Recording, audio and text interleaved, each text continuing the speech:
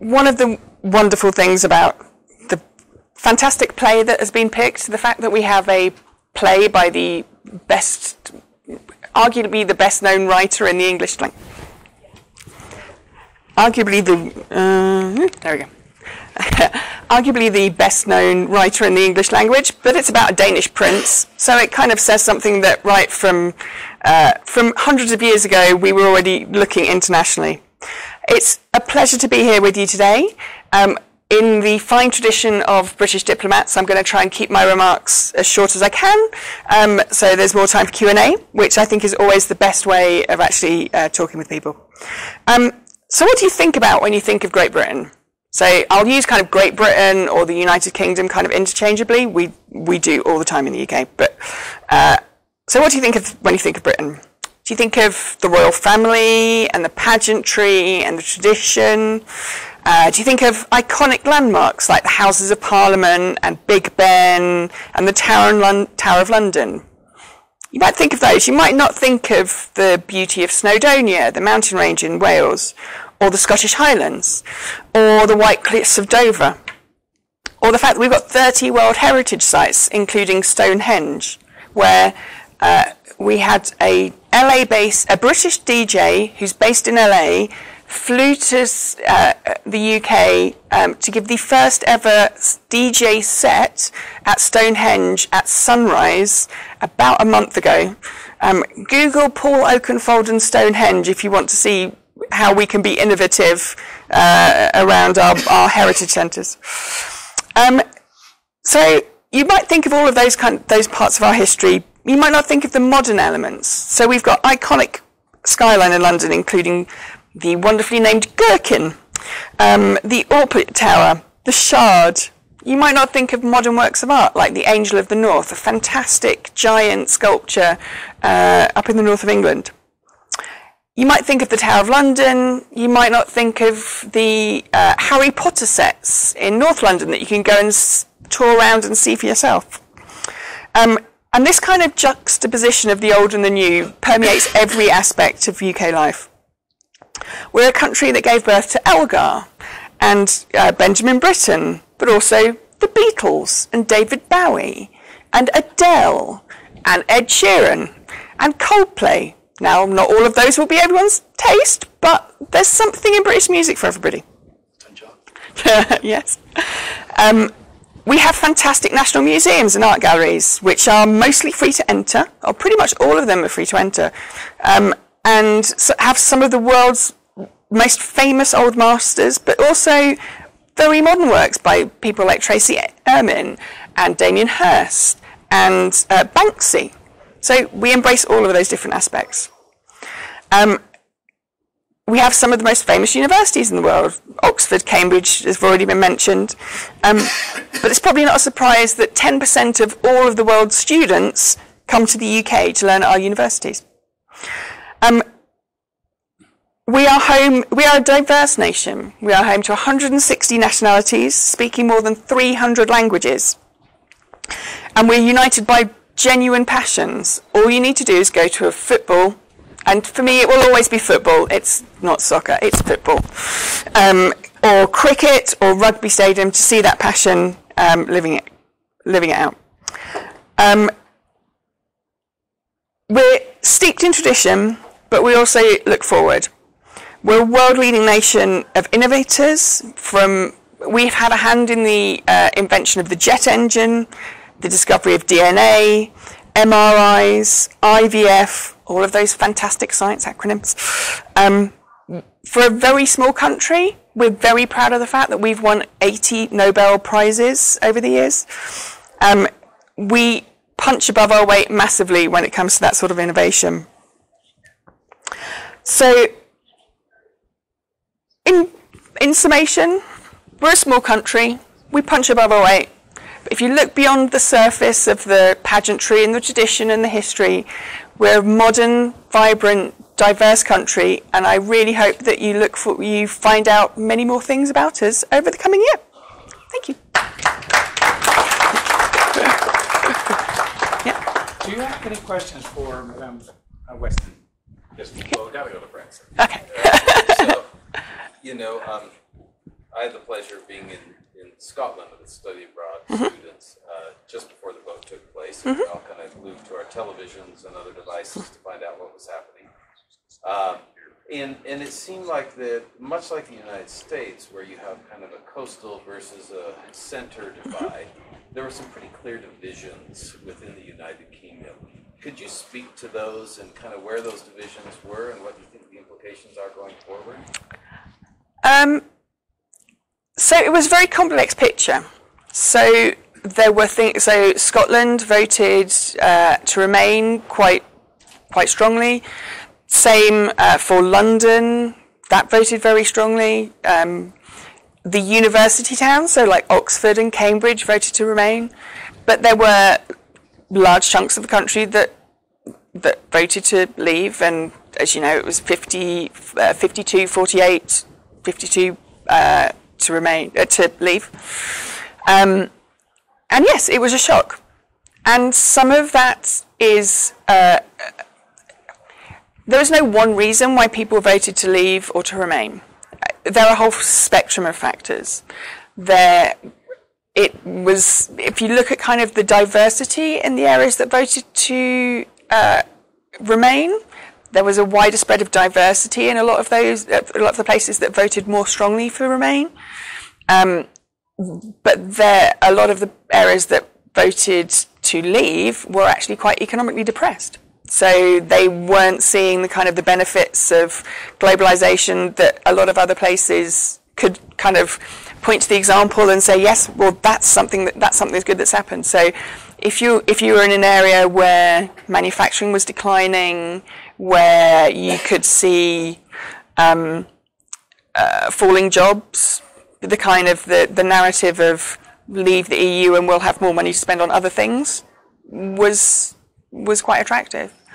So a lot of different factors at play, But yeah, there were some sweeping generalizations that the urban centres mostly voted for remain, and some of the kind of the more depressed areas voted for leave.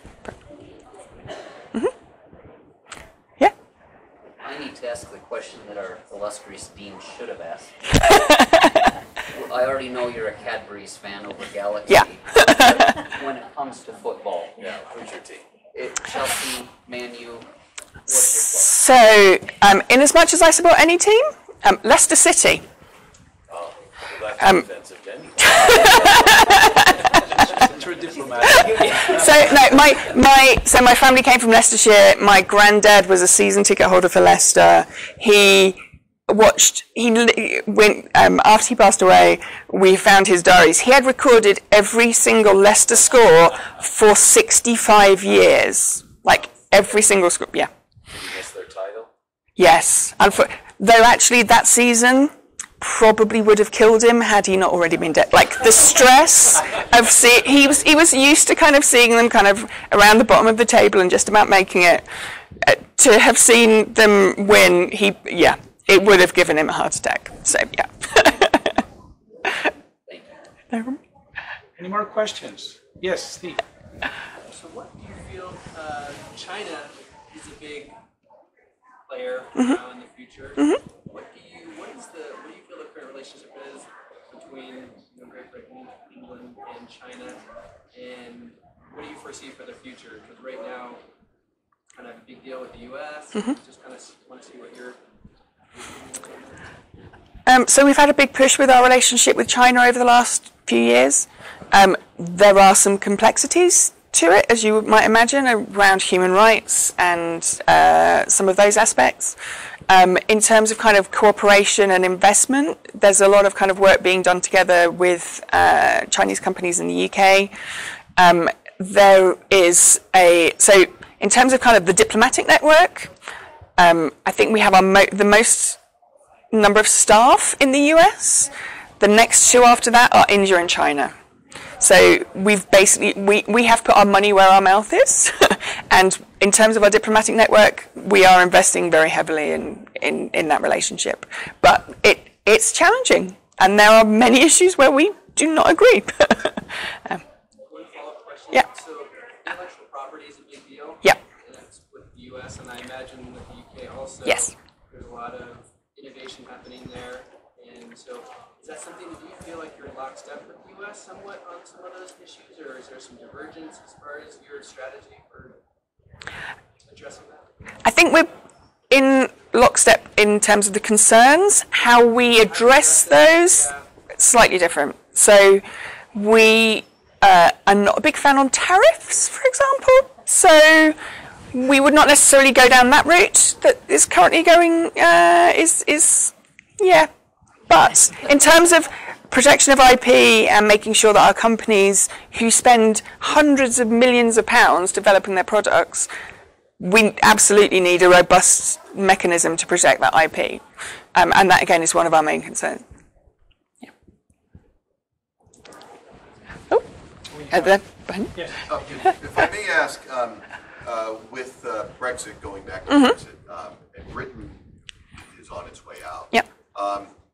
From the point of view of the rest of Europe, is now that Britain is bolting, that encourages elements across Europe who also want their countries to leave. Is there, what is your perspective on that? And I've heard analysts say in the U.S., we fought a war about that. Once you're in, you can't leave. And I listened once to an interview with one of the designers of the European Union Constitution who regretted putting in the section that allowed exit and wished that that had not been put in. And many people are concerned if the European Union completely falls apart, that will be terrible, terrible. Losing one member is viable. But what is your perspective on the rest of Europe? Are you just the first of many to leave the Union? Do you think it'll stay together? Do you think you're a good influence, bad influence on the rest of the countries in this regard? Okay. So it's in the UK's interest for the EU to carry on being a success. Fundamentally, we are leaving the EU, but the EU will remain being a very big trading partner for us. And it's not that all of a sudden, some huge border comes up that, or the UK slowly starts kind of sailing off into the Atlantic. That's not how these things work. So it's in our success that the EU continues to be a success. And part of the reason that everybody is very, very involved in all of the negotiations about the Brexit agreement is partly so that we want the UK to be a success and we want the EU to be a success. But from the EU perspective, there is absolutely an element of you don't want to give too good a deal to the country that's leaving in case that kind of people turn around and go, oh, actually, that looks like quite a good idea. But the EU is, someone described it to me as it's a bit like it's a jumper that was knitted.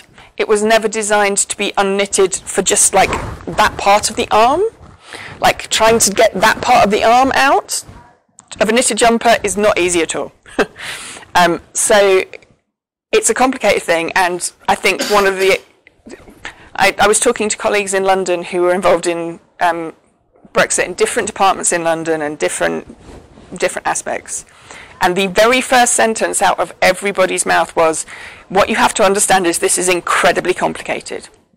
And the way that everything has been knitted together over the last 30 years or so has meant that trying to work out all of those different issues is incredibly complicated.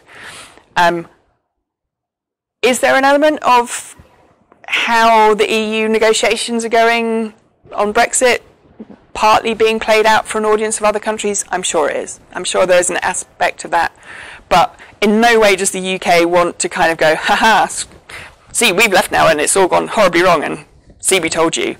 No, that is not in any way, shape or form what we want. We want a successful EU. Okay. Yeah? Just with like regional threats, I know we have like a resurgent Russia. What is kind of the UK's policy or plan dealing with Putin and the resurgent Russia? Well, you've probably seen in the press that we've had some issues with Russia recently. And the Novichok attacks in Salisbury, which, if you've ever been to Salisbury, is the most unlikely town for this to happen in at all. And the concept that the two gentlemen from Russia went to the UK, just went to Salisbury to see the spire of the cathedral twice, is the most ludicrous explanation that's ever been given on TV. So yes, we have issues with Russia. I think it's fair to say that at the moment our relationship with Russia is pretty much as low as it possibly can be.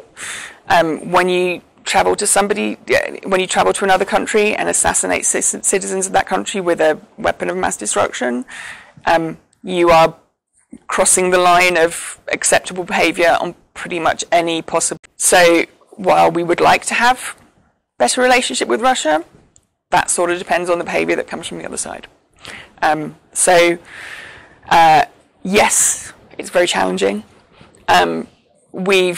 So some of the diplomatic expulsions that have happened have meant that our consulate in St. Petersburg has been forced to close. Our staffing at our embassy in Moscow has been reduced significantly. Likewise, the number of Russian diplomats in London has been reduced significantly. So, yeah, it's about as challenging as it can be, but we are hopeful that eventually things will improve. Thank you very much. At this point, Thank you. At this point, I would like to give a little memento to Consul General Collette Weston of the time that she has taken from her business schedule in Los Angeles to just fly for this event. And she came last night, and she's heading back to Los Angeles as soon as we're done, just to be with us and support us in this endeavor. So for that, Collette, on behalf of Utah Valley University, I would like to present this to you. Kind of say it's a memento of your experience here at Utah Valley University. Thank you very much. Okay. Thank you very much. Thank you.